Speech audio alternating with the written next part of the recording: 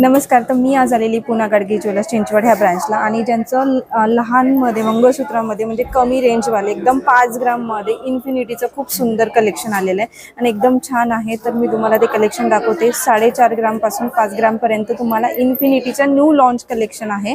तर आपण ते इन्फिनिटी पेंडंटमध्ये पुन्हा गाडगे ज्वेलर्सनी लॉन्च केलेलं कलेक्शन आहे. एकदम शॉर्ट मंगळसूत्रामध्ये आणि तुम्हाला परवडेल असं 5 ग्रामच्या आतमधलं कलेक्शन आहे.